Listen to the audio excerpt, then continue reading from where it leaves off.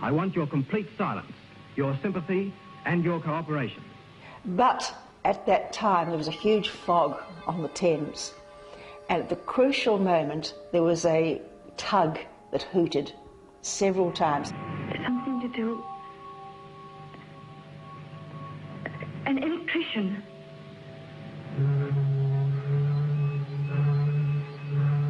But people thought that was the code. I think the whole line is abandoned.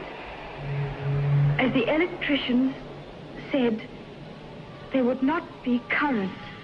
The idea was that, once again, was it telepathy or wasn't it telepathy? And people had to decide and argue.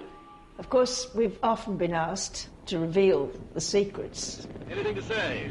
Well, only thanks very much, everyone, and you're the judge. And I've always said, no, it's something that will die up with me. People won't know. And I still say, you are the judge. The Tower of London telepathy test has always haunted American mentalist Max Maven. The concept of being in there and trying to read someone's mind through all of this surrounding armature and so forth, it just is incredibly compelling. 50 years on, he's at the Tower of London and has devised a mind-reading act especially for this programme. Will his thought transference test have the same power to astonish today as the Piddingtons did for their 20 million listeners? In the Piddingtons' case, when they did the Tower of London, I believe someone thought of a line from a book. Because television is a visual medium, I'm going to try to do something that involves visual imagery, so there's something to show the camera. From within the very same room in the Bloody Tower, Max will attempt to receive an image from BBC Television Centre, 8 miles away in West London.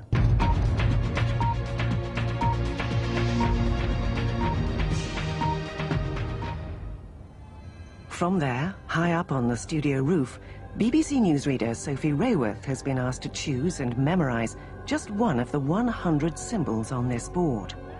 Max will attempt to read her mind and identify which one she's chosen. No camera trickery has been used during this experiment. Sophie's been given a monitor and can see a live TV feed of Max at the tower. But Max can only hear Sophie. He can't see what we can. The monitor that we have on this side for the crew is facing away from me, and in fact the crew has been instructed that if I try to peek around the side of the monitor, they'll stop me, correct? Yeah, absolutely. Out in the cold and rain is my new friend Sophie. Are you there? Yep. And at some point this afternoon you decided on a design. Mm-hmm. Now, you certainly haven't told me what the design is you're thinking of. I haven't told anyone, Max, not a soul. I haven't Honestly? drawn it, I haven't told anyone, I haven't talked to anyone about it, nothing. Nope. Did you draw it somewhere or write it down? No, I thought about it. So honestly, no one knows but you at this point? No one knows. Nobody knows at all. Well, Sophie, let me ask you a couple of things, because I can't see you, so I have to ask you to hear some things. The designs fall into many different categories, as if the camera is looking at there, you can see it. Some of them are pictures of things, and some of them are sort of abstract shapes. Some are letters of the alphabet and so forth. Do me the favor, Sophie, just say these two words for me. Abstract, picture. Abstract, picture. And now say them in the opposite order, please. Picture, abstract. Picture, abstract. Okay, so now I know we've got a picture. That narrows it down to about half of them have been thrown away, because this is a picture of something and not one of the abstract designs. I couldn't possibly comment. Well, I'm fairly certain from that. Now, of course, that I've got, what, 50 designs to work with now, something like that. Sophie, do me this favor. Just say line and curve. Line and curve. All right. Say line and angle. Line, angle. Do you notice she left out the and that time? That's instructive. So we're dealing with an angle. Say line and curve again. Line, curve. All right, I think I've got it narrowed down to about 8 designs. Either that or I'm completely off track. Wow. But I think, I mean, well, the designs are categorized, of course. Yeah. You know, I mean, I've eliminated the spiral, for example. Just say vertical, horizontal. Vertical, horizontal. Right. Now we're down to about, I'd say 4 possibilities. If I say angle vertical, say it. Angle, vertical. I'm going to go for it. I'm going to go for it. You know from that? Well, no, I think I know. The issue is this. I have a piece of cardboard and a marking pen, and you do as well. I've got the pen, All right. I've got the cardboard. Let me just take the top off it. Okay.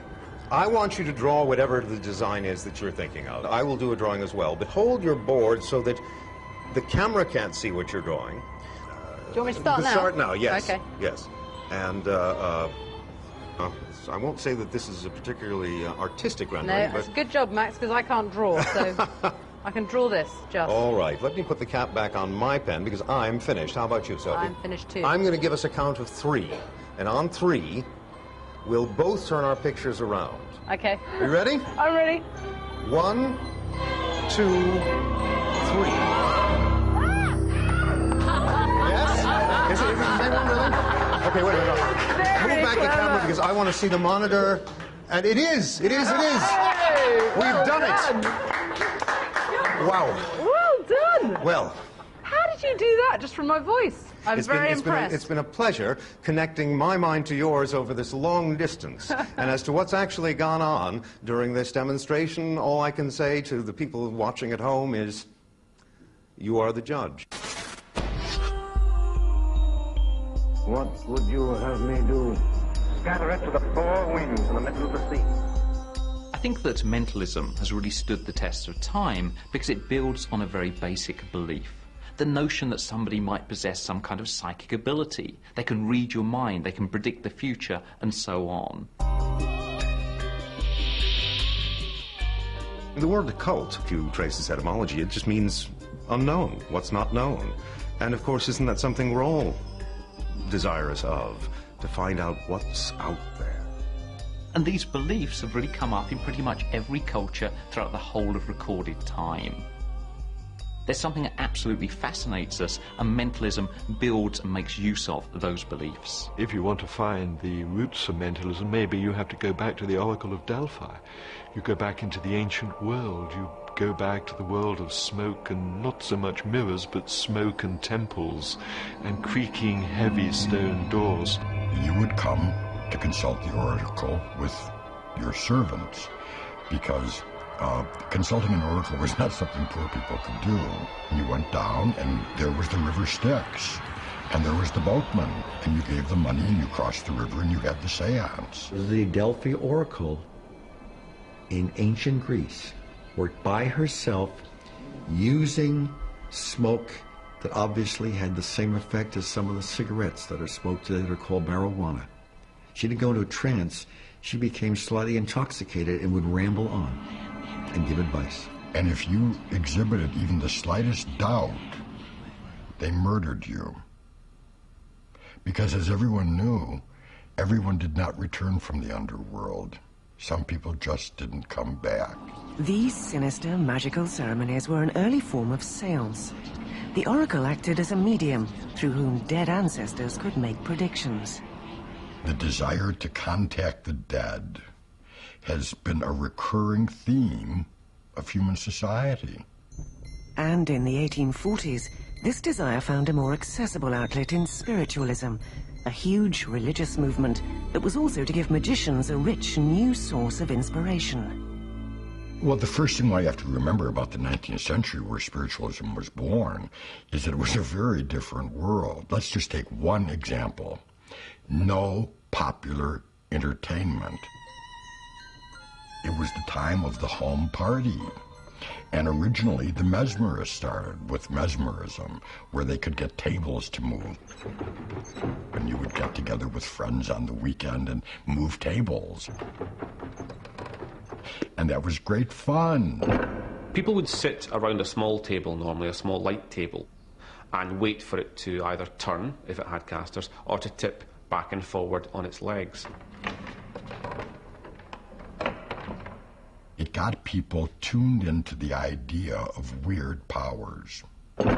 Spiritualism really did kind of burst in on the scene in the middle of the 19th century, in the 1840s.